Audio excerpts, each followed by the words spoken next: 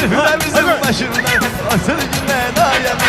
Ay canebi canebi aşığımın tacı emi. Ha kardeş oğlu bırak geliyorum. Otur gülen ayemi. Geldim abi geldim. Ha kardeş oğlu. Ben koyun tulluk şey edemiyorum. Ala emine bir tane orada sigaret al gel. Abi ben istiyor alapım. Ne? Sen eminin yüzüne ağ olsa neler mi uğraş kebe? Abi kim diye bir de magazineciden? Cola boş da yolda. Burnundan gelsin senin. Haram olsun sana. Yadına gelir, ilk defa sigareti çəkməyi mən öyrətdim sana. Hayf, hayf. Yadına gelir, araq içməyi də mən öyrətdim. Bu boydaydın, bir damcıydın. Mən öyrətdim araq içməyi sana. Gəldin yanıma, burnunun suyunu axıdırdın ki, əmi, bütün hamma gülür ki, sən getməyibsən. Mən apardım, sən yadına gəlir.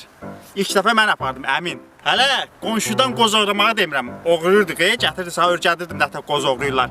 Sonra da qırıb yirdiyi qapıda. Kənddə toy olanda, palaqqada hər axşam mən sana qumar oynamağı öyrədirdim. Burnundan gəlsin sənin. Sonra qonşunun hininə oğruğa girir deyə əmin öyrədirdi. Toyuğumu mən qapırdım, yumurtaları da sən doldurdun cibinə. Mən idim öyrədən onu, başqası yox. Qonşunun zibonokunu vur, qaç. Sonra bir dəfə yadına gəlir, gətirdin əmi, telefonuma video yüklə. Yadına gəlir, mən yüklüyürdüm, telefonuna gedirdim, baxırdın. Həminki əmiyəm də, indi üzümə ağ olursan. Püh, haram olsun sağ. Yaxşı abi yaxşı ver ver. Bütün yaxşılıkları başıma vurma ver.